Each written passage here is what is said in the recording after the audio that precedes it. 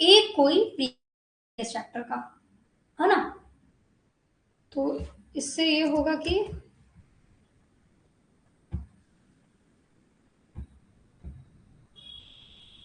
सबसे बड़ी बात है नीट में कॉन्फिडेंस आना। आपको होना चाहिए भाई मेरे इतनी पढ़ाई हो गई है, अब आई कैन डू इट, है ना। तो आपको थोड़ा बहुत आ रहा है सब कि भाई हो रहे हैं, कुछ चैप्टर्स हैं 40%, 50% हो गया। स्टेट में तो कम से कम आपको कहना चाहिए कि हमारा 50 से 60% हो गया। जो हमारे रिसेंट में हमने जनवरी से 12th स्टार्ट किया है, आई गेस 12th आप सबका बहुत फ्रेश है ना। अगर आप 12th के चैप्टर्स देखें, रिप्रोडक्शन, रिप्रोडक्टिव हेल्थ, फिर उसके बाद ये हमारे जो ऑर्गेनिज्म, माइक्रोब्स, फिर ह्यूमन हेल्थ एंड डिजीज, ये कुछ चैप्टर्स है तो बहुत ही फ्रेश है। मैं मानती हूँ कि मॉलिक्यूलर बेसिस को, इवोल्यूशन को, इनहेरिटेंस को आपको 3-4 दिन देना पड़ेगा, पर उससे ज्यादा नहीं, है ना। तो बिल्कुल मैं अब ये रोज आपसे पूछूंगी आप थ्योरी भी कौन सी। चलिए हम आपके साथ अपने लेक्चर पे, हमने पढ़ लिया इंट्रोडक्शन, अब हमने स्टार्ट किया था पॉपुलेशन ग्रोथ, है ना। पॉपुलेशन ग्रोथ,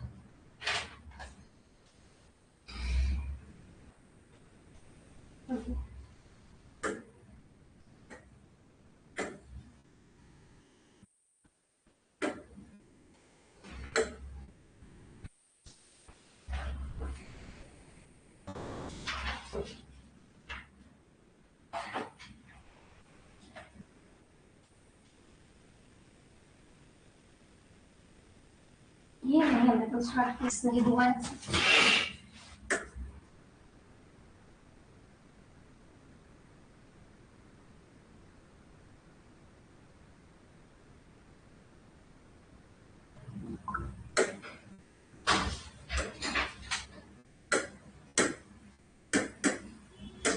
चलिए ठीक है, ये हमने कल रिवाइज कर लिया था, है ना। ऑर्गेनिज्म के बारे में पढ़ लिया, पॉपुलेशन के बारे में पढ़ लिया, अडेप्टेशन देखे थे, अलग अलग प्लांट एनिमल्स जो है अपने एनवायरनमेंट के हिसाब से अडेप्ट कर रहे थे, ठीक है।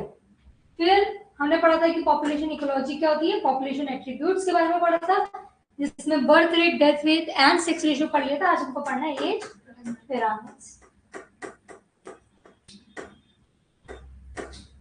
चलिए एज पिरामिड स्टार्ट करने से पहले आपको ये बताएं कि हमने ये पढ़ा था कि पॉपुलेशन को एज के अकॉर्डिंग कुछ ग्रुप्स में डिवाइड किया है ना। क्या थे वो ग्रुप्स,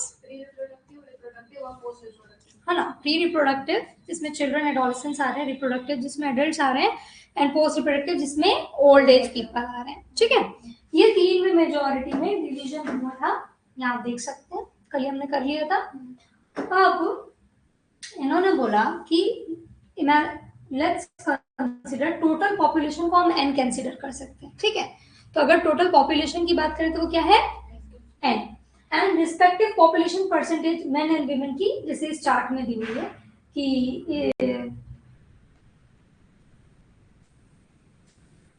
जब हम अलग अलग एज ग्रुप में कितने क्या पॉपुलेशन है, एडॉल ये हमारे प्री रिप्रोडक्टिव में, रिप्रोडक्टिव एंड पोस्ट रिप्रोडक्टिव की पॉपुलेशन क्या है, जब हम इसको अरेंज करते हैं तो ये एक पिरामिड बनाता है ना।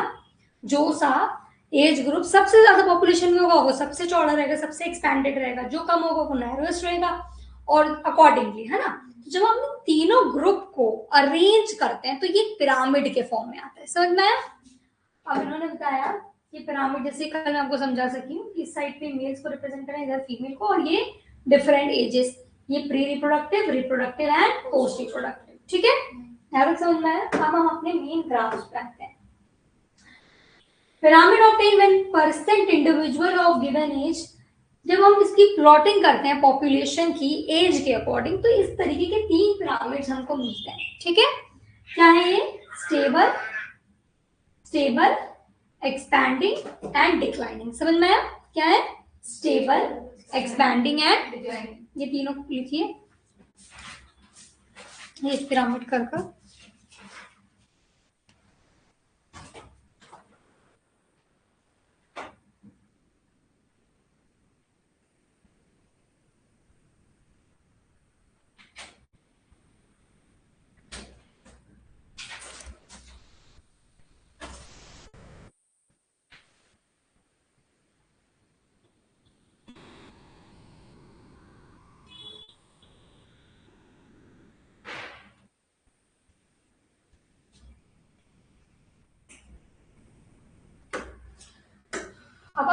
देखोगे हमारे स्टेबल पॉपुलेशन में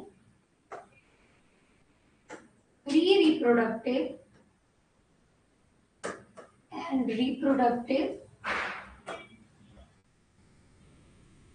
एक नया पेज ही खोल लेते हैं।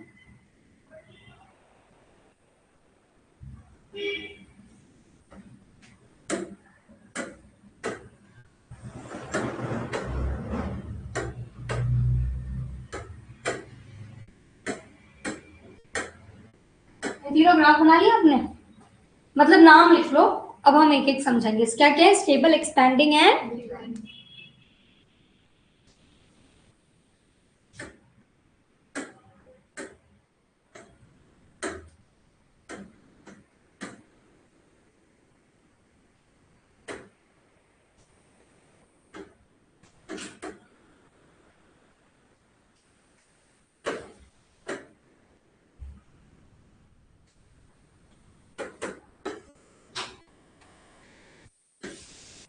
अब सबसे पहले देखते हैं इनको, ध्यान से देखिएगा।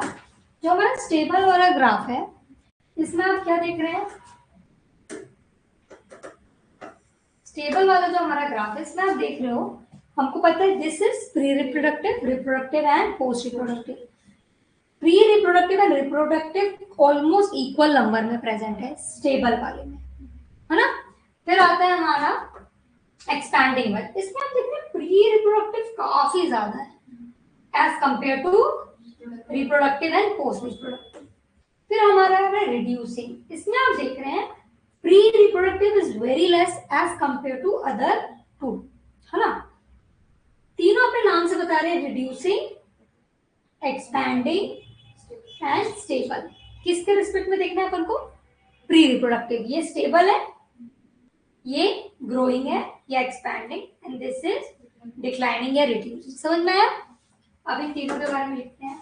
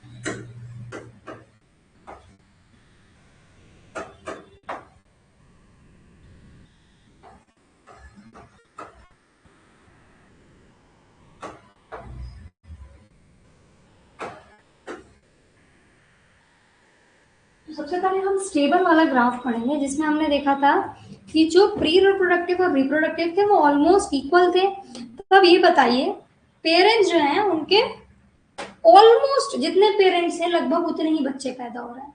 एक कपल उन्होंने एक बच्चा पैदा किया, एक कपल इन्होंने एक बच्चा किया।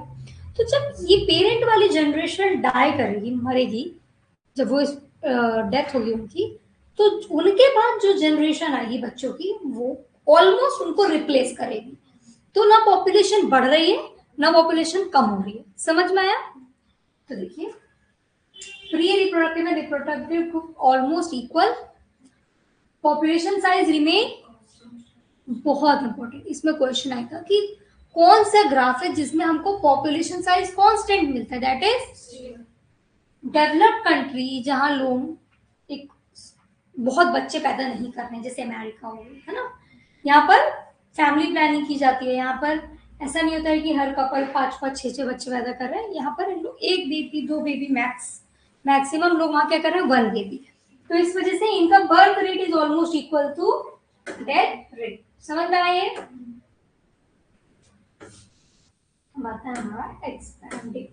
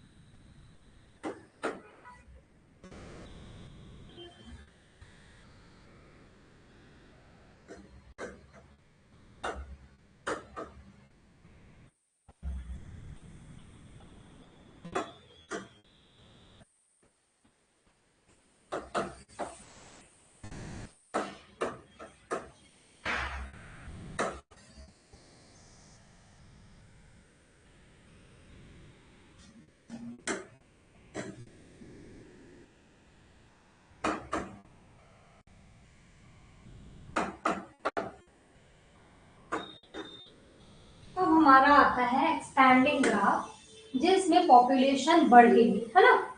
यहाँ क्या आपको देखने को मिल रहा है, इसके बेस सबसे ब्रॉड था, सबसे नीचे वाला प्री रिप्रोडक्टिव ग्रुप सबसे ज्यादा, लार्ज नंबर ऑफ चिल्ड्रन है, मतलब रैपिड पॉपुलेशन ग्रोथ। इसमें क्या होगा, जब पेरेंट्स वाली जनरेशन की डेथ होगी तो बच्चे उनसे डबल अमाउंट में है ना, तो पॉपुलेशन बढ़ेगी। हाई बर्थ रेट, ये डेवलपिंग कंट्री जैसे इंडिया में देखने को मिलता है।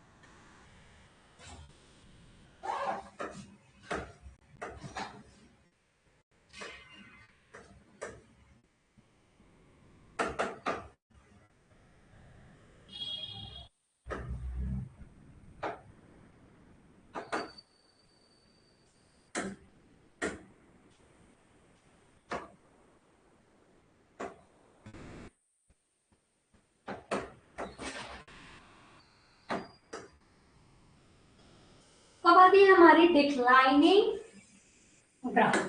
इसमें हमने देखा था कि सबसे नैरो कौन सा था, सबसे कम कौन से थे, प्री रिप्रोडक्टिव, है ना। ये जो ऐसा एरिया है, ऐसी जगह जहां पर बच्चे पैदा ही नहीं करे जा रहे, जैसे जापान में आपने सुना होगा पीपल आर नॉट कंसीविंग, ऐसी जगह जहां पर बेबी पैदा ही नहीं हो रहे, बूढ़े लोग ज्यादा हैं, बच्चे बहुत कम है। तो एट टाइम्स अगर फ्यूचर की बात करें तो after particular period of time वो बूढ़े विल अल्टीमेटली डाई। और फिर 100 बूढ़े मरे और उनको सिर्फ 20 बच्चों ने रिप्लेस किया, तो पॉपुलेशन ये कहाँ होगा, जहां पर बर्थ रेट कम हो। ये बहुत इंपॉर्टेंट कॉन्सेप्ट है, ये आपको एकदम रटा होना चाहिए। अगर ऐसा क्वेश्चन पूछा जाए, low birth rate is seen in which graph, एक बार कब नहीं सोचना किसमें, इक्वल किसमें रहेगा और हाई किसमें रहेगा। ठीक है, लिख लिया आप लोगों ने ये।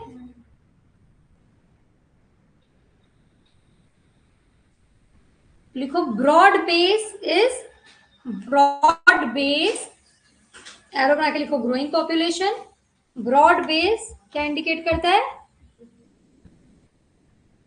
Broad base growing population, equal base stable population. किसी ने भी लाइव ज्वाइन नहीं किया है, उन लोगों को सेव नहीं होगा।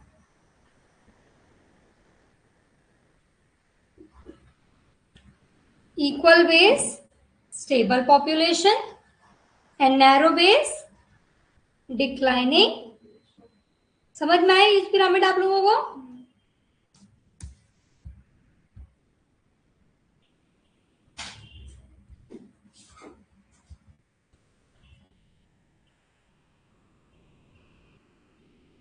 स्टेबल पॉपुलेशन वाले के ब्रैकेट में लिखो बेल शेप्ड एज पिरामिड। तो क्या कहते हैं? Bell shaped age pyramid. Bell shaped age pyramid. This is triangular age pyramid.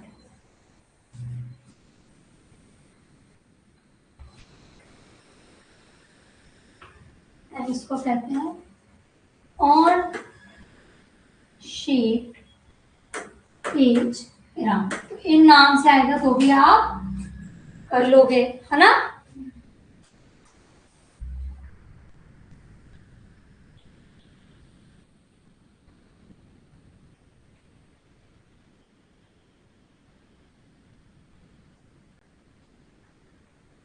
URN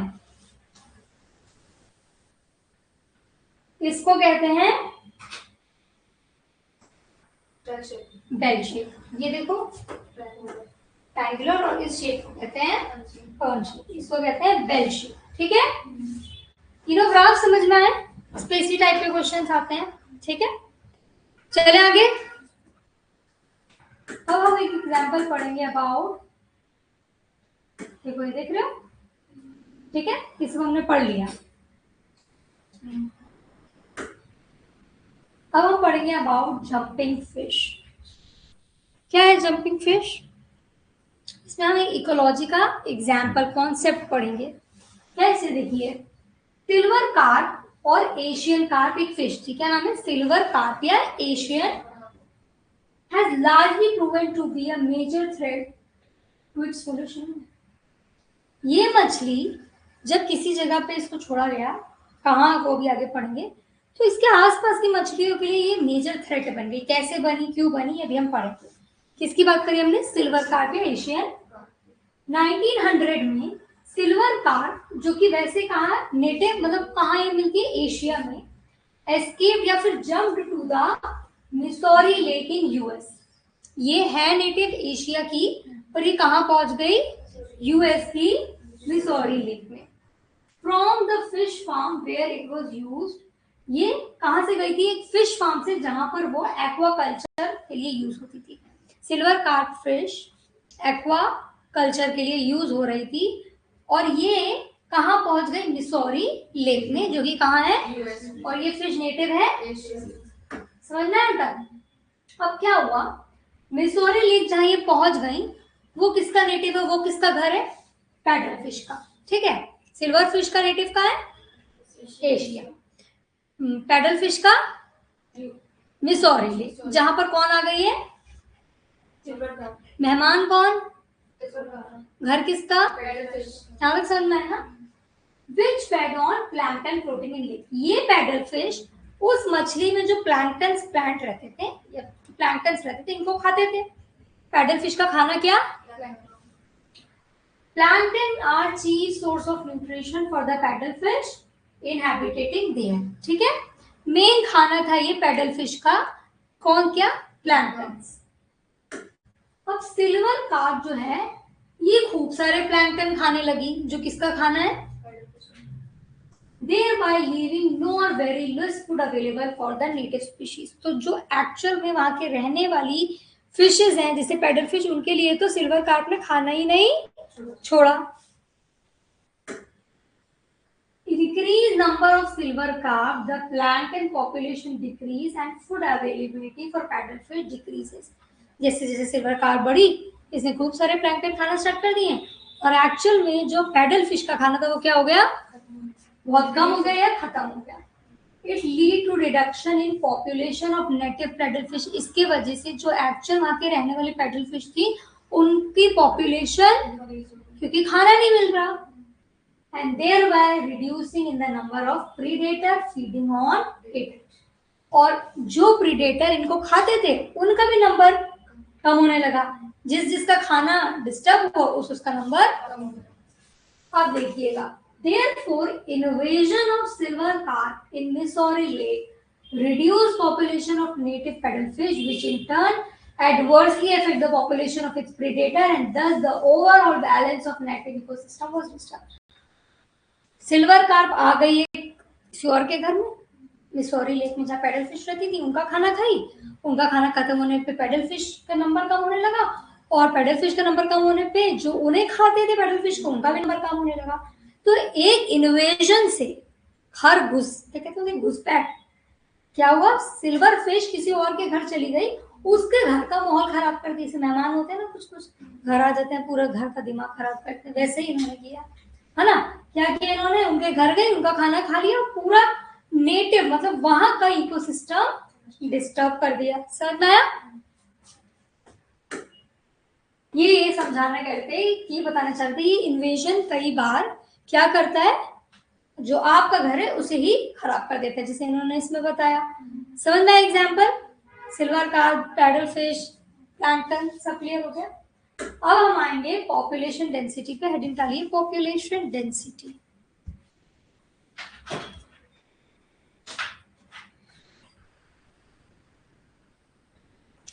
ये याद रहेगा ना, इसको मैं लिखवा नहीं रही हूँ silver carp and pedal fish का, आप लोग हिंदी में इसकी स्टोरी लिख लेना, ठीक है. यहां बस ये समझाना चाहते हैं कि इन्वेजन ने क्या किया, नेटिव इकोसिस्टम को डिस्टर्ब कर दिया. अब भाई पॉपुलेशन क्या होती है बताइए जल्दी से, कल पढ़ा था.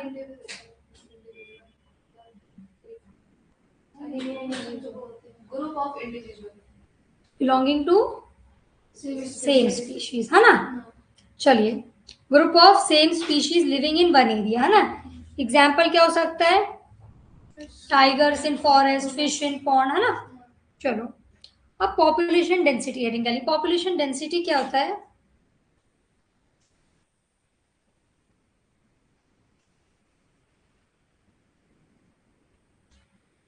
एक एरिया की अगर हम बात कर रहे हैं उसमें कितने लोग रह रहे हैं, इसको कह रहे हैं पॉपुलेशन डेंसिटी. तो लिखिए number of individual per unit area.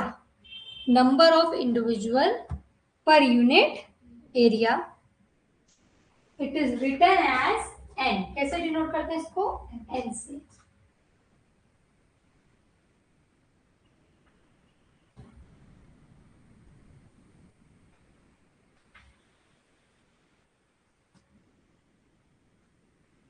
ठीक है.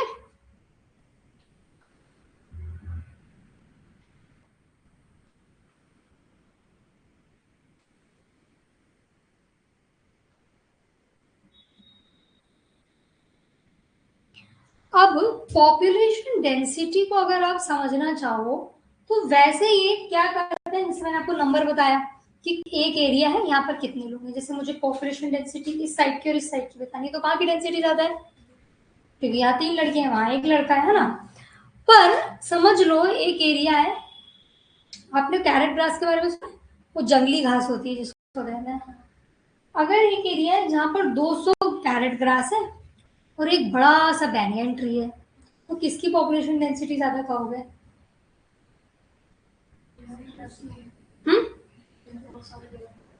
कैरेट ग्रास ही कहोगे, है ना. क्योंकि अभी मैंने आपको ये बताया कि नंबर के हिसाब से देखा जाता है, पर इस केस में आपको लगता है नंबर सही होगा, क्योंकि कैरेट ग्रास भले ही बहुत सारी है पर वो कितनी है, जितना वो 200 एरिया ले रही होंगी तभी तो एक बैनियन ट्री आ गया होगा. और वो बैनियन ट्री इकोसिस्टम में कितने रोल प्ले कर रहा है, खाना दे रहा है, शेल्टर दे रहा है, फोटोसिंथेसिस कर रहा है.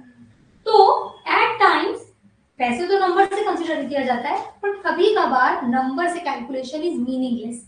जैसे इस केस में अगर एक बैनियन ट्री की बात करें और छोटी छोटी घास की बात करें, तो अगर नंबर से कैलकुलेट करेंगे तो ये जस्टिफाइबल नहीं हुआ ना, क्योंकि जितने एरिया में वो 200 घास आ रही है उतने में तो एक बैनियन ट्री आ रहा है ना। तो ये बोलना चाह रहे हैं वैसे नंबर से कंसिडर किया जाता है, पर at times number is meaningless. तो लिखिए समटाइम काउंटिंग नंबर, ये क्या क्या लिखा है इसमें, और ये लिखा है डिनोटेड बाय एन। अब लिखो sometime counting number is not enough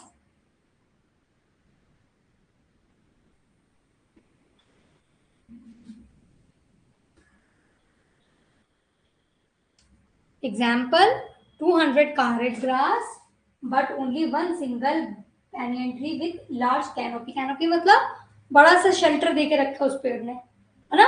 ये एग्जाम्पल लिख लो।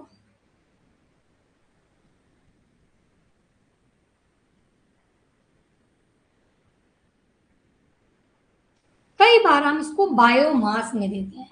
बायोमास मतलब कि एक लिविंग ऑर्गेनिज्म ने टोटल मास कितना लेके रखा है। अगर हम बायोमास में मेजर करें तो बैनियन ट्री बड़ा हो जाएगा, नंबर में मेजर कर रहे हैं तो समझ में आया।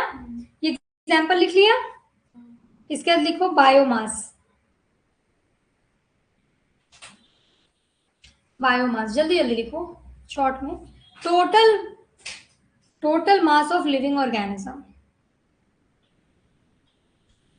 अब one banyan tree biomass is greater than 200 carrot grass, मतलब वन banyan tree का biomass is greater than 200 carrot grass, है ना।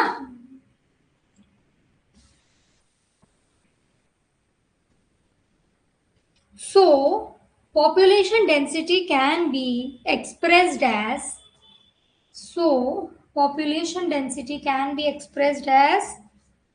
in form of number, in form of biomass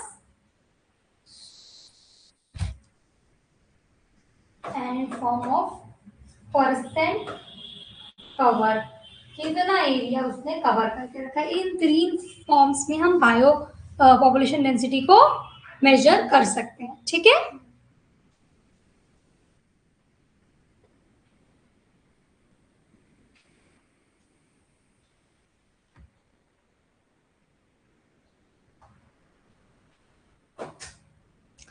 अब हो गया ये समझ में आया पॉपुलेशन डेंसिटी। अब लिखिए रिलेटिव पॉपुलेशन डेंसिटी।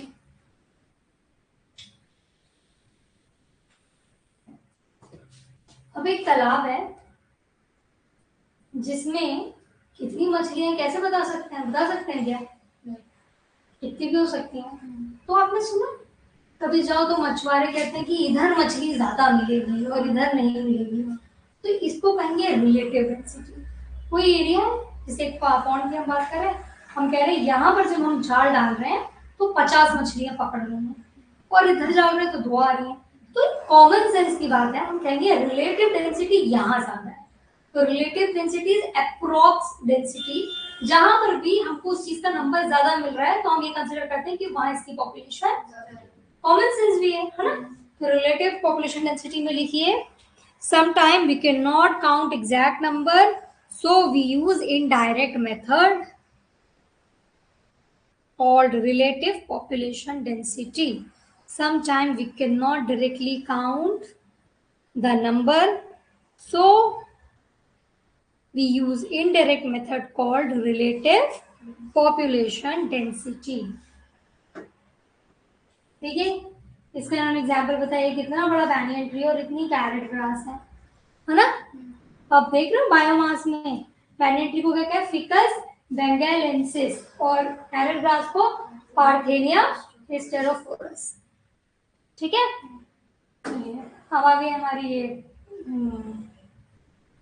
नंबर इसका ज्यादा है, नंबर कैरेट ग्रास का ज्यादा है ना, और बायोमास अभी हमारा रिलेटिव डेंसिटी, ये एग्जाम्पल इन्होंने बताया। ठीक है, तो यहां तक लिख लिया रिलेटिव पॉपुलेशन डेंसिटी। एग्जाम्पल लिख लो,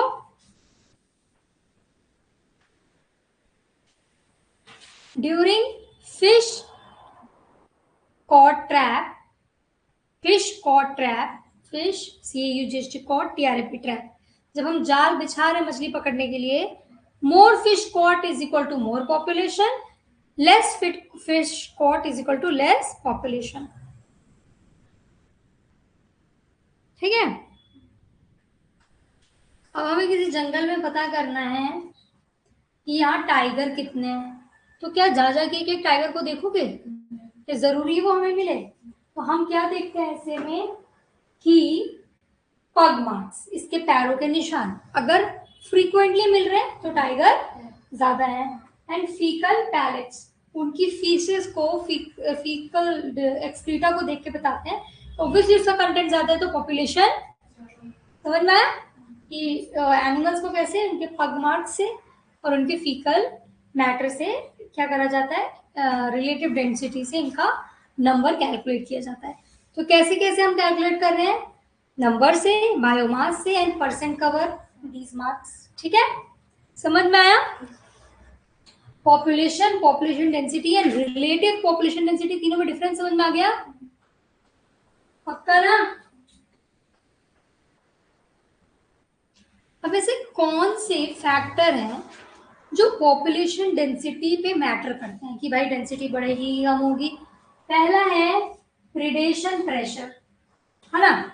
जितना एक जगह है जहां पर डियर है, हिरण है, हाँ मैं फिर भी बोल दूं हिरण है ना. अब हिरण ज्यादा है तो कहीं ना कहीं इंडिकेट कर रहे हैं शेर. अगर हिरण काफी कम है या फिर हमको मिल रहा है, मतलब वाइस वर्सा, प्रे और प्रीडेटर का हम जो बैलेंस है उससे पता लगा सकते हैं कि पॉपुलेशन डेंसिटी कैसी रहेगी. अगर कोई एक स्पीशीज है जिसको खतरा ही नहीं, उसे कोई खाने वाला ही नहीं, तो उनकी डेंसिटी ज्यादा रहेगी. अब कोई ऐसी स्पीशीज जिसको कोई खाने वाला है तो उसकी डेंसिटी कंपैरेटिवली कम रहेगी. फिर आता है फूड अवेलेबिलिटी, खाना ज्यादा तो पॉपुलेशन. वेदर कंडीशन, बहुत ज्यादा कोई एडवर्स कंडीशन है, अगर वहाँ कोई इन्वायरमेंट है जो फेवरेबल है किसी जानवर के लिए तो उनकी पॉपुलेशन बढ़ेगी. पर अगर एडवर्स कंडीशन आ गई, बहुत ठंड पड़ गई, बहुत बारिश हो गई या बहुत सूखा पड़ गया, तो उनकी पॉपुलेशन डेंसिटी पे फर्क आएगा. तो ये 3 फैक्टर्स हम पढ़ रहे हैं जो पॉपुलेशन डेंसिटी पे इफेक्ट लाते हैं. तो सिर्फ फैक्टर लिख लो, अब मीनिंग तो आपको ऐसे ही समझ में आ गया होगा, है ना.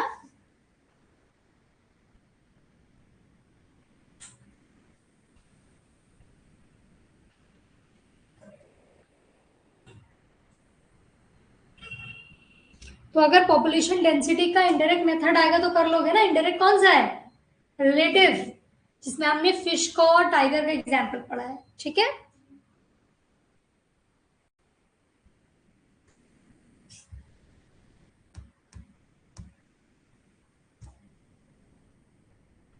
एनसीईआरटी लाओ, ये लिखने के बाद उसे खोलो. हो गया ये? जब ये हेडिंग डाल लीजिए, मीनिंग समझ जाएंगे ना आप लोग.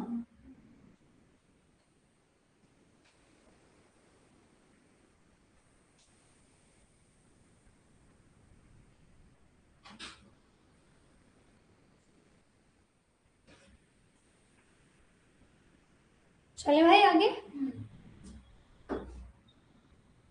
ये स्लाइड हमारी कंप्लीट होती है. ठीक है, एनसीईआरटी खोलो. ये लिख लिया था ना? ये तुम लोग लास्ट में समरी ले लिया करो, है ना. समरी तो सबसे बेस्ट है, ये इतना ही लिख लोगे काफी रहेगा. मैं समरी दिखा दिया करूँगी. चलिए,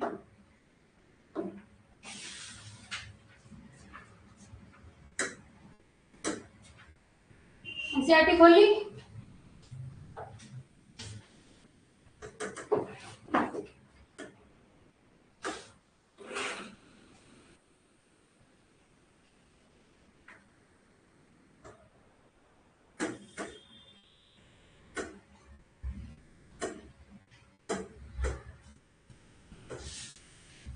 एनसीईआरटी में देखिए क्या क्या दिया है हमारा. फर्स्ट पेज में क्या है आपने देखिए और बताइए. पॉपुलेशन एट्रीब्यूट्स, पहले तो उसकी इकोलॉजी का इंट्रो जो हमने कल पढ़ लिया है ना. फिर उसका पॉपुलेशन एट्रीब्यूट्स में यही दिया है सबसे पहले, birth rate, death rate, sex ratio, age pyramids. उसके बाद क्या है? Population density. पॉपुलेशन डेंसिटी भी हो गया। Population growth. पॉपुलेशन ग्रोथ में क्या क्या है अंदर देखो, कुछ दिख रहा है highlighted points? Natality, mortality, immigration. हाँ, पहले ये बताना है। फिर एक्सपोनेंशियल ग्रोथ है सेकंड टॉपिक, फिर लॉजिस्टिक ग्रोथ है उसके बाद, है ना? देखिए, है ना? चलिए, ये पूरी स्लाइड अब जो मैं पढ़ाने जा रही हूँ आप लोगों को पूरे अटेंशन से पढ़ना है। थोड़ा कॉन्सेप्चुअल है, एक बार में समझ में इसकी कोशिश करना है आपको, ठीक है? चलिए, एन इंडिविजुअल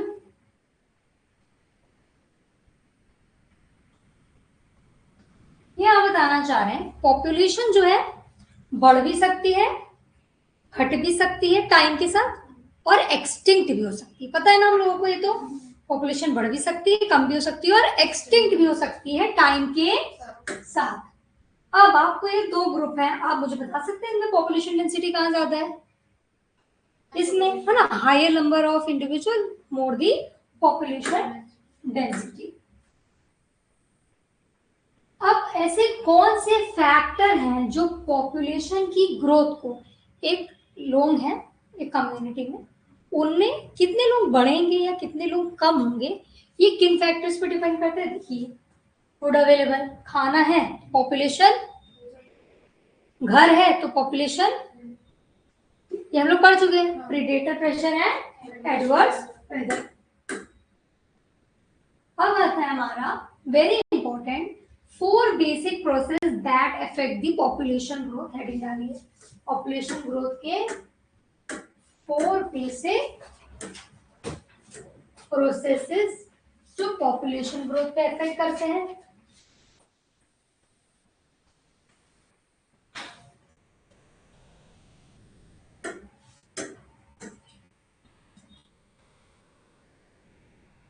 ये देखो, लिखो ये पॉपुलेशन डेंसिटी, ये नहीं है बस, चलो यही बना लो, इसको बना लो। पॉपुलेशन डेंसिटी लिखना और दो लिखना एक तरफ लिखना नेटालिटी मोर्टालिटी, एक तरफ इमिग्रेशन एमिग्रेशन।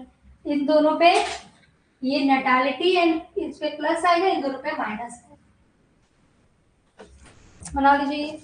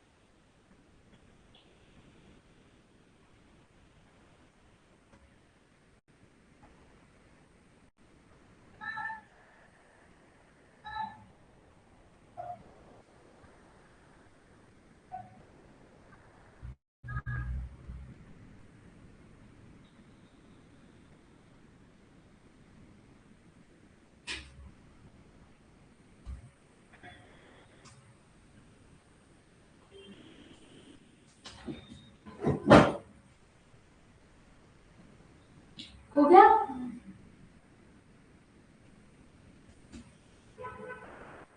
चलिए, तो हमने कहा 4 फैक्टर्स हैं जो पॉपुलेशन डेंसिटी पे, पॉपुलेशन की ग्रोथ पे डायरेक्ट इफेक्ट डालते हैं। क्या है वो? क्या है अभी लिखा ना? नेटालिटी, कितने बर्थ हो रहे हैं, नेटालिटी इज बी फॉर मोर्टालिटी, कितने, इमिग्रेशन कितने लोग आ रहे हैं, एमिग्रेशन कितने लोग, समझ में आया? तो ऑब्वियसली एक पॉपुलेशन है, एक कॉलोनी है जैसे अलीगंज है, यहाँ अगर बच्चे पैदा होंगे यहाँ की पॉपुलेशन, कोई इमिग्रेट होके आएगा तो, पर यहाँ किसी की डेथ हो रही है तो, कोई एमिग्रेट हो रहा है तो, कौन सा समझना है? प्लस माइनस का क्यों कह रहे हैं? तो वेरी इंपॉर्टेंट 4 फैक्टर जो ग्रोथ को अफेक्ट करते हैं वो ये हैं, लिख लिया आप लोगों ने।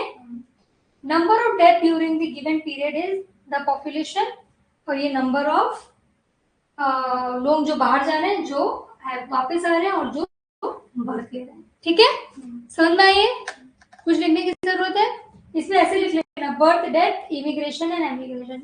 ठीक है, चले आगे भाई। अब जल्दी से आते हैं हमारे मेन टॉपिक पे। अब देखिए, पॉपुलेशन डेंसिटी ऑब्वियसली आप लोग लिख चुके हो, बर्थ और किससे बढ़ेगी, तो लिखिए पॉपुलेशन डेंसिटी अपने लिखिए इंक्रीज बाय दीज 2 फैक्टर। ठीक है, यहाँ से नहीं स्टार्ट करो, चलो हेडिंग डालो, हम उस पर लिखवाते हैं आपको।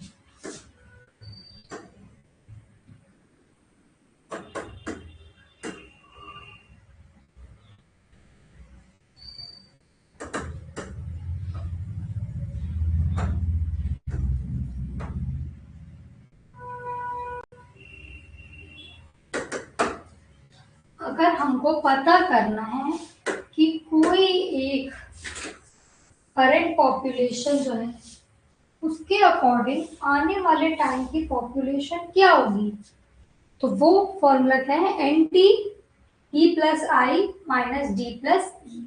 समझ में, नेक्स्ट टाइम में आने वाले टाइम में पॉपुलेशन क्या आएगी, तो हम पहले करंट टाइम की पॉपुलेशन लिखेंगे, फिर बर्थ और इमिग्रेशन को प्लस करेंगे और डेथ और इमिग्रेशन को प्लस करके एक दूसरे से माइनस कर देंगे, ठीक है। अब ऑब्वियसली अगर if b plus I is greater than d plus e, तो क्या होगा बताओ? पॉपुलेशन विल ग्रो, है ना। और अगर d plus I is smaller than death plus immigration, then population will decrease. अब यहाँ क्योंकि मैं आपको एक स्टेप एक्सपैंड कर रही हूँ इसीलिए आप इतनी जल्दी आंसर कर ले रहे हो। जब प्रैक्टिस करना पहले एक्सपैंड करना, फिर कुछ प्रैक्टिस करना, आपको एक्सपैंड करने की जरूरत नहीं रहेगी, है ना। क्लिक होगा सीधे।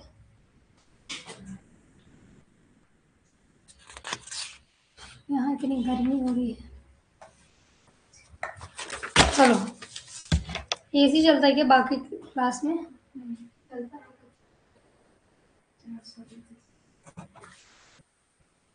मुझे लगा आप लोग बीमार ना पड़ जाए इसलिए मैं नहीं चला। दरवाजा बंद करो, ऑन भी करनी होगी ना।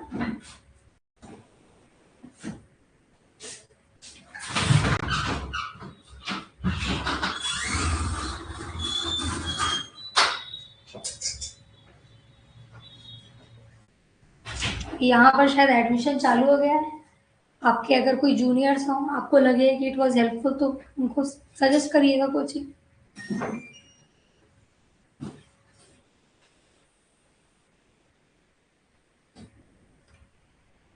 सब ड्रॉपर हो? इसके पहले 11th-12th कहाँ से की थी? खुद से? अरे मतलब कहीं तो पढ़ा होगा। पढ़ते थे कि खुद ही पढ़ लिया था 11th-12th? स्कूल में पढ़ा था, कहीं कोचिंग नहीं गए थे? नहीं।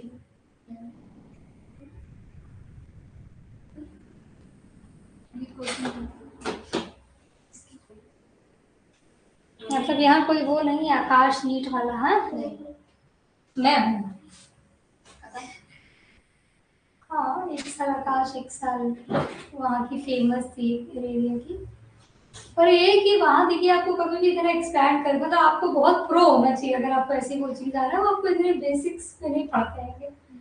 तभी आजकल तो 6-7 क्लास से प्रोग्राम चालू हो जाता है जहाँ वो ऐसे ही पढ़ा देते हैं।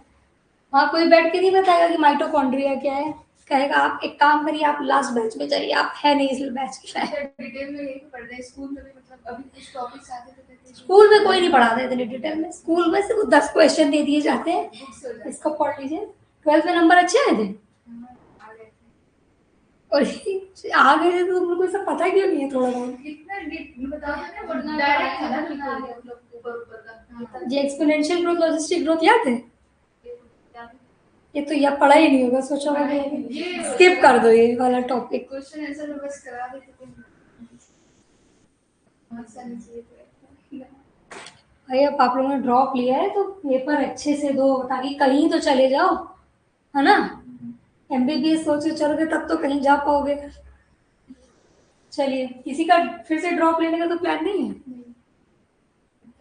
तो डिपेंड करता है कि क्या रिजल्ट रहता है। आजकल तो नीट के रिजल्ट के बिना आपको डायरेक्ट एडमिशन भी नहीं मिलेगा कहीं, तो बहुत इंपॉर्टेंट है भाई इसका रिजल्ट। इसके साथ मेहनत करो।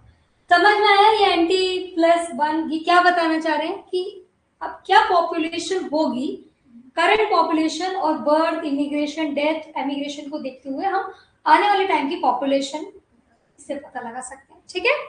चलिए, या अगर ऐसा क्वेश्चन है पॉपुलेशन चेंज, तो भी आप ये लगाओगे, है ना, NT+1 का फॉर्मूला की अब जब पॉपुलेशन चेंज होगी तो क्या पॉपुलेशन में चेंजेस आएंगे। चलिए, अब मैंने आपको बता दिया पॉपुलेशन इंक्रीज कब रहेगी, जब B+I इज ग्रेटर, और डिक्रीज होगी जब D+I इज अब मोस्ट ऑफ द केसेस में अगर हमें पॉपुलेशन देखना है तो हम बर्थ और डेथ देखते हैं, क्योंकि वही मेन रोल प्ले करती है। इमिग्रेशन और एमिग्रेशन तो बहुत कम होता है नॉर्मल कंडीशन में। अगर हमको पता करना है कि भाई इस एरिया की पॉपुलेशन क्या है, तो मेनली लोग क्या देखते हैं, कितने बच्चे पैदा हुए या कितने लोगों की डेथ हुई। पर कोई ऐसा सिनेरियो है जिसमें कोई नई कॉलोनी बस रही है, कोई नया फॉरेस्ट डेवलप कर रहा है, फॉरेस्ट एरिया, तो इस केस में हम देखेंगे कि कितने प्लांट वहां पर लगाएगा या कितने प्लांट वहां से हटाएगा, या कोई नई कॉलोनी है तो कितने लोग ने वहां घर लिया, कितने लोग ने वहां घर नहीं लिया, अपना बेच दिया। तो जब कोई नई डेवलपमेंट होती है ना, उस टाइम पे इमिग्रेशन और एमिग्रेशन मेन रोल प्ले करते हैं, मतलब मेन उसमें आते हैं। नहीं तो हम बेसिकली बर्थ और डेथ को ही रिस्पेक्ट में रिस्पेक्ट लेके चलते हैं। तो इसको शॉर्ट में लिख लो, under normal condition birth and death are most important factor. Under normal condition, birth and death are most major factor. अब अगर एक बार देखना चाहें आप कि ये जो मैंने फॉर्मूला आपको बनाया है, ठीक है, ये कैसे आया, तो देखिए, इसकी जरूरत नहीं है पर एक बार देख लो। ये हमारा बर्थ एंड इमिग्रेशन को इस तरीके से रिप्रेजेंट कर रहे हैं। इसकी पॉपुलेशन डेंसिटी जब बर्थ और इमिग्रेशन को कंसिडर कर रहे हैं तो इस तरीके से रिप्रेजेंट किया। फिर उसके बाद डेथ के रिस्पेक्ट में ये फॉर्मूला आया। अल्टीमेटली जो हमारा फॉर्मूला बन के आया है चारों बेसिक एट्रीब्यूट्स को कंसिडर करते हुए वो ये आया, ठीक है। एंटी कॉमन हो गया, b plus I minus ji plus B, ठीक है। चलिए, क्या बता दिया मैंने आपको, क्या बताया आपको मैंने, नॉर्मल कंडीशन में बर्थ और death is most important factor, ठीक है। अब लिखिए, immigration and emigration usually matter when, immigration and emigration usually matter when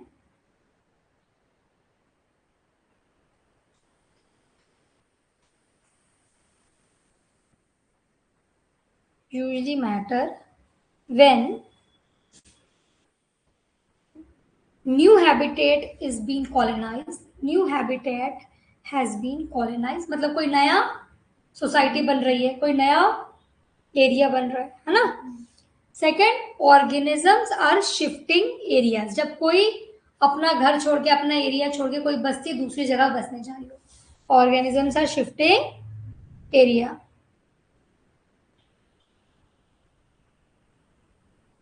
ठीक है, समझ में आया। जैसे कोई जंगल नया आया, उसमें बहुत सारे जानवर आ गए तो पॉपुलेशन अचानक से बढ़ जाएगी। तो इसमें हम इमिग्रेशन और एमिग्रेशन को कंसिडर करते हैं किस केस में, ठीक है। चलिए, अब हम पढ़ेंगे अबाउट, ठीक है, पहले से एग्जांपल देख लीजिए अगर न्यूमेरिकल आए। Population density of beetle at this time, present में क्या है, in a given condition during 1 year. अब 1 ईयर में 8 बीटल ने बर्थ लिया, मेंटालिटी 8, एक जो है इमिग्रेट होकर आया।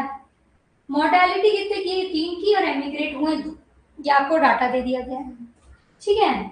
Population density of beetle after 1 year, मैंने कहा ना आने वाले टाइम में चेंज क्या है, चेंज आ जाएगा एन टी प्लस 1, है ना। चेंज आफ्टर सम टाइम, क्या चेंज होगा, इसमें आप कौन सा फॉर्मूला लगाएंगे, एन टी प्लस 1। अब देखिए यहाँ पर रखा हमने N T plus 1 is equal to 10 beetle थे प्रेजेंट टाइम में, 8 का बर्थ हुआ, 1 इमिग्रेट हुआ, 3 की डेथ हुई, 2 इमिग्रेट हुआ।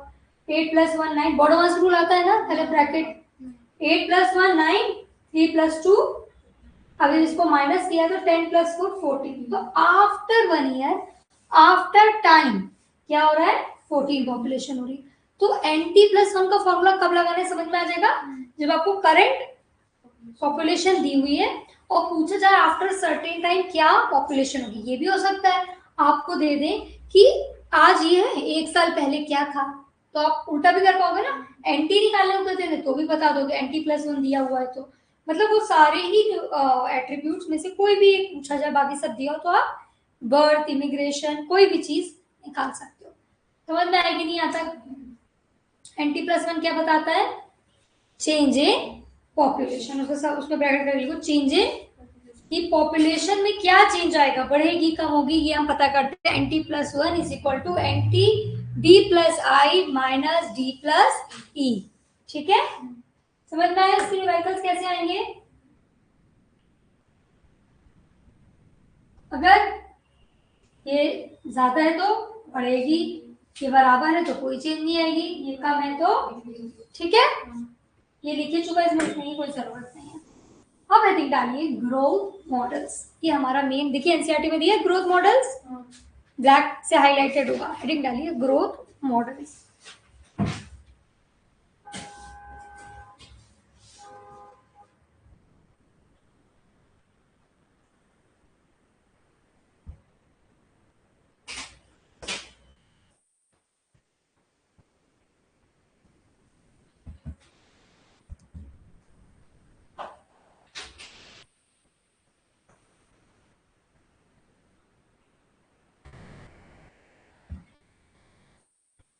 मॉडल एक तरीके से एक पैटर्न है, एक तरीका है, एक स्ट्रैटेजी है जो हमको बताता है पॉपुलेशन बढ़ेगी, कैसे बढ़ेगी, कितनी बढ़ेगी, है ना। तो ग्रोथ मॉडल जो है उसको दो ग्रोथ मॉडल्स मेनली कंसिडर किया जाता है जो हमको पढ़ना है, एक्सपोनेंशियल एंड लॉजिस्टिक। तो ग्रोथ मॉडल करके ये दोनों लिखिए, exponential and logistic.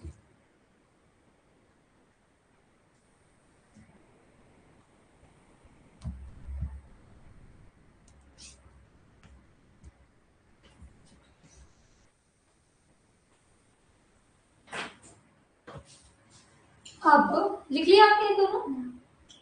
In short पहले एक्सपोनेंशियल और लॉजिस्टिक के बारे में मैं ये आपको बताऊंगी।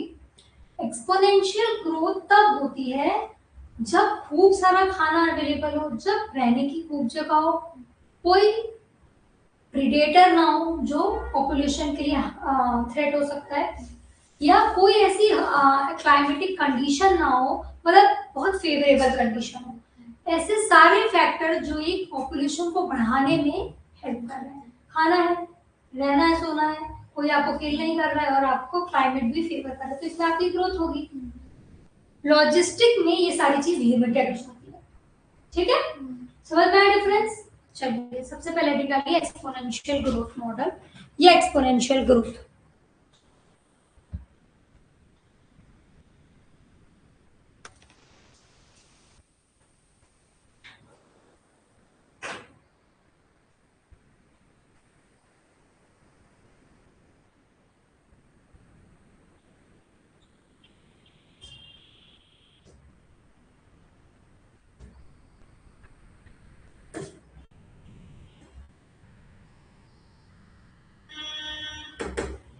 Unlimited food,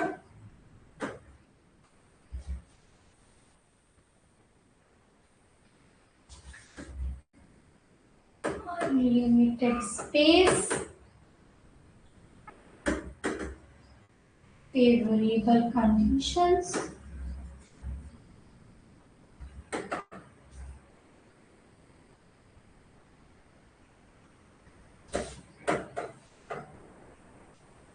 no major problems like disease, predator, etc. मतलब सब अच्छा अच्छा हो रहा है, तो कौन सी ग्रोथ हो रही है? सब पॉपुलेशन के फेवर में हो रहा है। ठीक है,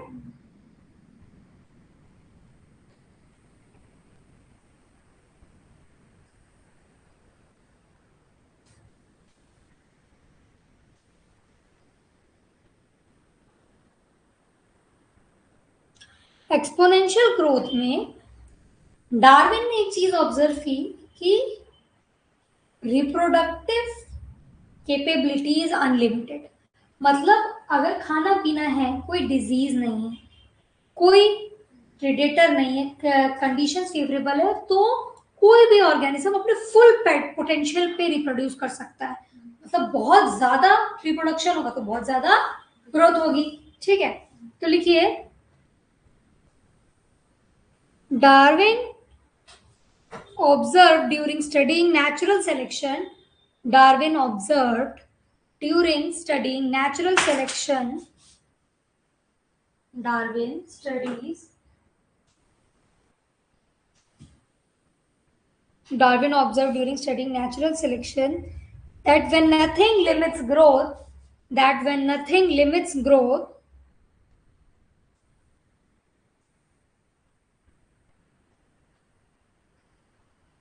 population increase in exponential manner. Population increase in exponential manner as species has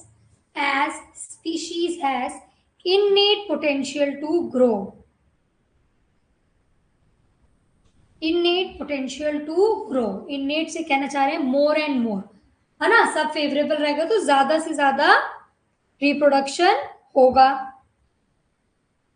exponential growth को हम कैसे लिख सकते हैं? क्या होता है एक्सपोनेंशियल ग्रोथ? देखिए इस टाइप से, एक ऑर्गेनिज्म है, इससे बना दो, 2 से बना 4, 4 से बना 8, 8 से बना 16 से बना, देख रहे हो एक्सपोनेंशियल ग्रोथ में डबल हो रहा है, ऐसे नहीं हो रहा है 1 2 3 4 5 6 नहीं, ये नहीं है। एक्सपोनेंशियल ग्रोथ में ग्रोथ कैसे हो रही है, सीधे डबल, एक इंडिविजुअल से 2, 2 से 4, 4 से 16, तो ग्रोथ ऑब्वियसली ज्यादा होगी, 1 2 3 4 में ज्यादा होगी कि इसमें ज्यादा होगी, है ना, ये बताना चाह रहे हैं।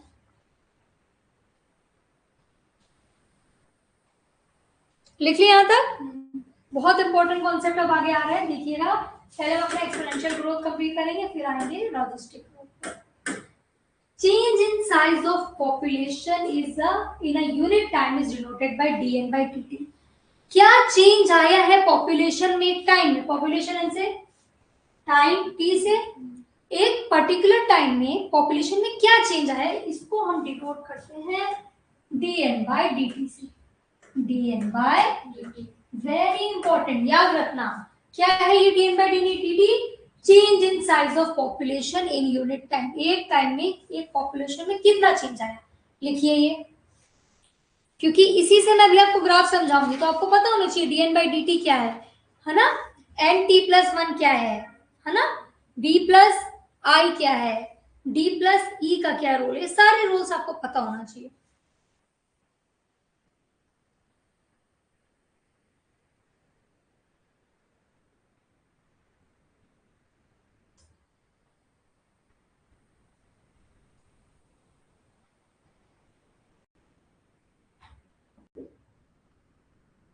अब इन्होंने बताया dn by dt को ऐसे लिख सकते हैं, dn by dt is equal to birth minus death into n। n से क्या था, पॉपुलेशन डेंसिटी हमने पढ़ा।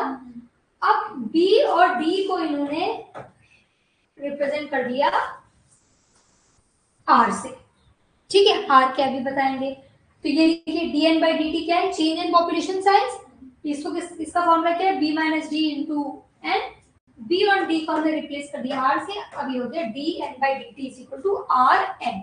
ये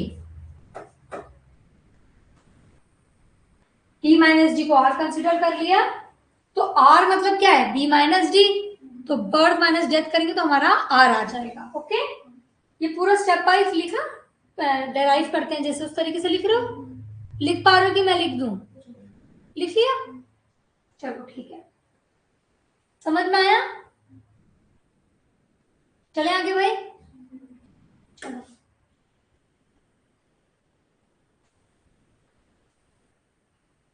इन्होंने बताया आर क्या है, बर्थ एंड डेथ में डिफरेंस को कह रहे हैं, birth per capita death per capita के डिफरेंस को किससे रिप्रेजेंट कर रहे हैं, आर से, ठीक है, difference between birth capita and death capita. R of a population is the intrinsic rate of natural increase or decrease of organism population। किस तेजी से बढ़ रहा है या कम हो रहा है, ये आर है, क्योंकि बर्थ ज्यादा तो बढ़ रहा है, डेथ ज्यादा तो, समझ में आया। R value of different species population differs. अब देखो जिस पॉपुलेशन की आर वैल्यू जैसी रहेगी वैसे उसमें पॉपुलेशन, अभी इसको हम पढ़ेंगे, अभी दिखेगा आपको एक एग्जाम्पल, ये लिख लिया हमने, ठीक है, और ये भी हम ऑलरेडी पढ़ चुके हैं, बर्थ ज्यादा तो ज्यादा, डेथ ज्यादा और बराबर तो नो चेंज, ठीक है। चलिए अब ये दिया हुआ है रैट की, ह्यूमन की और बीटल की आर की वैल्यू दी अलग अलग, बताइए किसकी पॉपुलेशन बढ़ेगी, आर रैट में 0.015, यहाँ 0.205 एंड आर 0.12, ये बताओ इन तीनों में से बड़ा कौन सा है, ये तीन जो वैल्यू है जिसे 1 2 3 4 होता है, इन तीन वैल्यू में से बड़ा कौन सा है, पक्का पता है, नहीं इसको तो नहीं समझाना ना, तो भाई इसका आर ज्यादा तो इसकी पॉपुलेशन, ऐसे हैं बच्चे ये मैम ये तो ज्यादा दिख रहा है ना, तो इसकी आर ज्यादा तो इसकी पॉपुलेशन, अभी समझना आर का रूल, जिसका आर ज्यादा उसकी population, this implies that floor beetle has a higher tendency to increase and its population size than the rat and the human within the same time। मतलब उतने ही समय में, क्योंकि आर बीटल का ज्यादा है तो आर की पॉपुलेशन सबसे ज्यादा बढ़ेगी। So more the R value more rapid is the growth of population. ये लिखिए, अगर आपको 3 क्वेश्चन दिए उनमें आर की वैल्यू दी है तो आपको पता है कि आर जिसका ज्यादा पॉपुलेशन, लिखो ये लास्ट लाइन।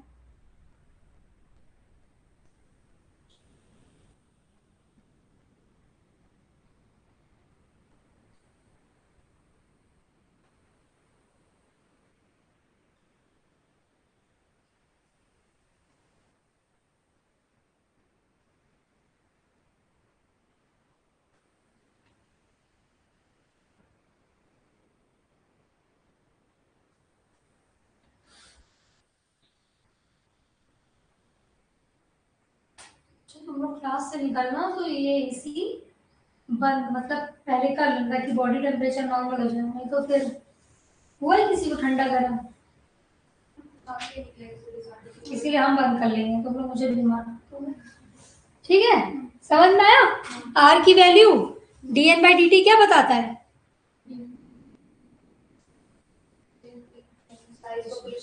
हाँ, और dt प्लस 1 क्या बताता है? अरे एंड t प्लस 1 क्या बताता है? है ना, आफ्टर सम टाइम क्या चेंज आएगा पॉपुलेशन में, वो डिफरेंस बता रहा है ये। ठीक है, तो यहां तक समझ में आया आप सबको? r is equal to b minus D. R बताएगा कि इंक्रीज होगी कि डिक्रीज होगी। अब हमको एक्चुअल में जो सबसे इंपॉर्टेंट आता है ना, वो आता है कि इनके कर्व कैसे बनते हैं। एनसीईआरटी में खोलो एक्सपोनेंशियल ग्रोथ वाला चैप्टर पेज, उसमें आपको एक ग्राफ मिलेगा जिसमें एक्सपोनेंशियल लॉजिस्टिक दोनों का क्या बना हुआ है, कर्व बना हुआ है। तो सबसे पहले लिखिए, एक्सपोनेंशियल ग्रोथ में हमको मिलता है जे शेप्ड कर्व। वो कैसे आता है वो भी मैं दिखाऊंगी, वैसे इतना डिटेल में पढ़ने की जरूरत नहीं है, पर फिर भी मैं आपको इस सेटिस्फैक्शन के लिए बता दूंगी। तो लिखिए, एक्सपोनेंशियल ग्रोथ फॉर्म्स जे शेप्ड कर्व, और जे शेप्ड कर्व को बड़ा सा डब्बा बना के हाईलाइट करो। मतलब पहले बहुत स्लो रहेगी, फिर खूब तेजी से बढ़ेगी। हो गया? समझ में आया? तो अगर क्वेश्चन आए एक्सपोनेंशियल ग्रोथ में हमें कर्व कैसा मिलता है, पहले स्लो फिर एकदम से इंक्रीज। कैसे आ रहा है जे शेप, बना करके आपको दिखाएंगे। देखिए, in a population undergoing exponential growth, ऐसी पॉपुलेशन जिसमें एक्सपोनेंशियल ग्रोथ हो रहा है, वाई एक्सिस बता रही है population density and X represent कर रही है टाइम। ठीक है, यहाँ हमारी पॉपुलेशन कैसे बढ़ रही है हम देखेंगे, और यहाँ टाइम लिखा हुआ है। ठीक है, इनिशियली टाइम क्या रहेगा, पहले तो 0 ही रहेगा। हम कर्व बना रहे तो 0 से स्टार्ट करेंगे ना। Initially time is there was only one cell, पहले एक ही सेल है या एक ही इंडिविजुअल है, तो ऐसे टाइम पे क्या होगा,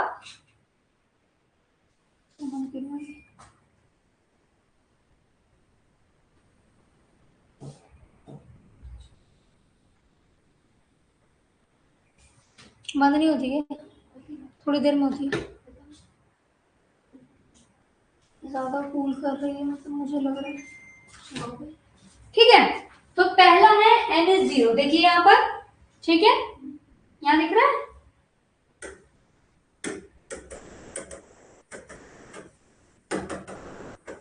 यहाँ हमने लिखा n इज 0।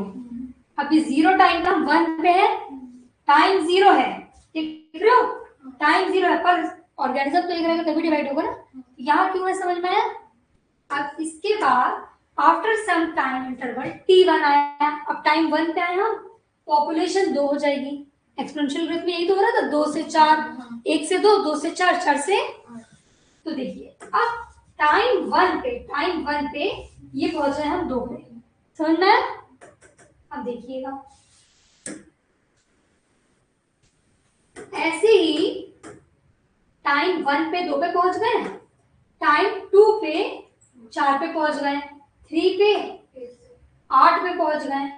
तो आप देख रहे हो यहाँ तो वैसी ग्रोथ हो रही है जो 1 2 3 4, टाइम तो अपने पेज से चलो 1 2 3 4, पर एक्सपोनेंशियल ग्रोथ में डबल हो रहा है। ठीक है, तो इससे हमको क्या मिला देख रहे हैं, ये जे शेप का कर्व मिला। क्यों मिला? क्योंकि टाइम 0 पे 1, टाइम 1 पे वो 2 हो चुकी है पॉपुलेशन, टाइम 3 पे वो 4 हो चुकी है, टाइम 4 पे वो 8 हो चुकी है।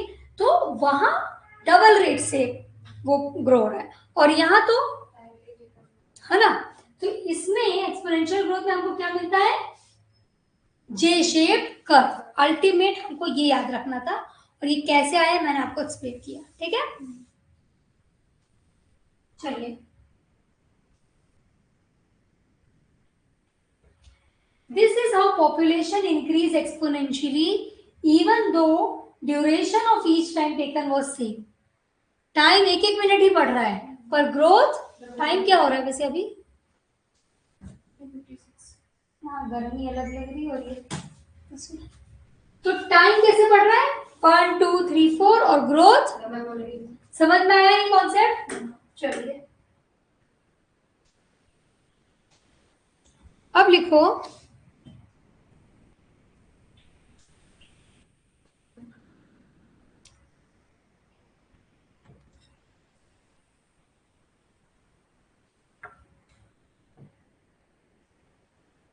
तो in short J exponential growth के बारे में हमने क्या क्या पढ़ा, unlimited resources, favourable condition and J shape curve, ये हमको याद करना था। और ये तीनों ही पॉइंट आपको समझ में आया, मैंने डिटेल में आपको समझाया, ठीक है। चलो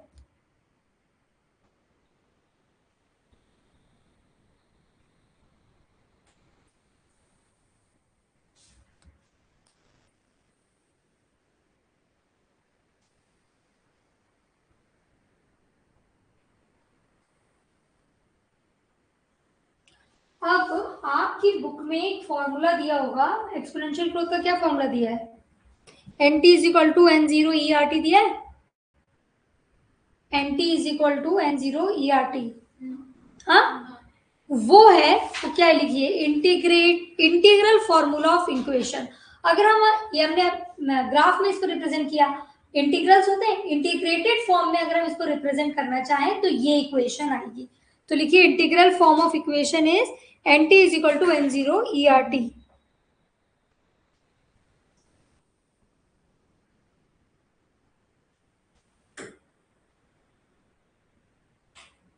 यहाँ इन्होंने सॉल्व करके दिखाया है, हमको इंटीग्रेशन में नहीं घुसना, ये नहीं आ रहा। देखिए यहाँ पूरा इन्हें इंटीग्रेट करके अल्टीमेटली इक्वेशन बन के आई हमारी N T is equal to N O E R T.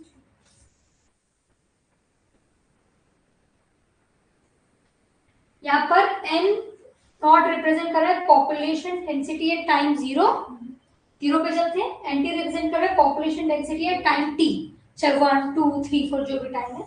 R is equal to V minus G, ये intrinsic rate of natural increase है, मतलब किस तरीके से बढ़ेगी या कम होगी, एंड E डेज ऑफ नेच, मतलब ये कांस्टेंट है जिसकी वैल्यू 2.71828, ठीक है। ये लिखो चारों।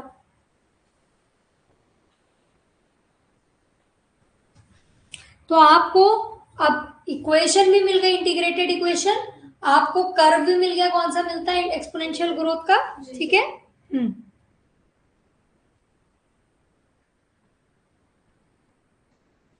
किसी भी सब्जेक्ट का कोर्स कंप्लीट हुआ, एसटी हो गया होगा ना, छोटा सा, दूसरी क्लास में लग रही है, इसके बाद कल ये हम लोग कंप्लीट कर लेंगे, मोस्ट प्रोबेबली आज ही हो जाता, पर ये थोड़ा एक्सप्लेन करना जरूरी है। एनसीईआरटी में तो बहुत ही कम दिया, इसके बाद वाले 2 चैप्टर्स में बहुत ही, मतलब 2 3 पेज का है।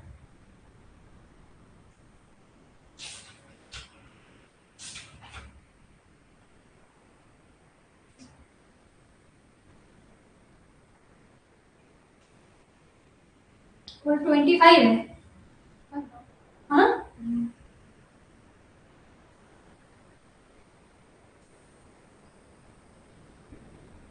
तो 28 का मंथ ही है। होली कब है,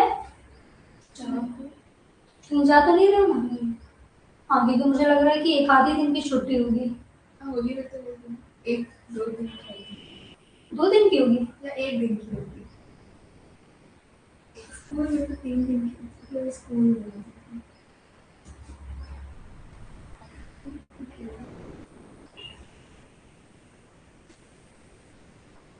मतलब जो जाओगे ठीक है, पर क्लासेस लाइव रहेंगी, मतलब आप लोग अटेंड कर लेना, ये क्लासेस को स्किप नहीं करेंगे। वैसे हो सकता है 2 दिन की छुट्टी हो,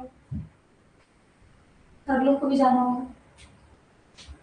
जो यहाँ रहेगा अगर वो तो मैं क्लास लगा दूंगी, मुझे कोई इशू नहीं। तो तुम यहीं की हो, तुम लखनऊ की हो। ओके बेटा, यहाँ तक समझ में आया हमको कि सारे जो फॉर्मूलेज है आपको समझ में। इंटीग्रेशन के फॉर्म में हम कैसे रिप्रेजेंट करेंगे एक्सपोनेंशियल ग्रोथ को, अगर एमसीक्यू में आएगा ये रट लेना ये, ठीक है।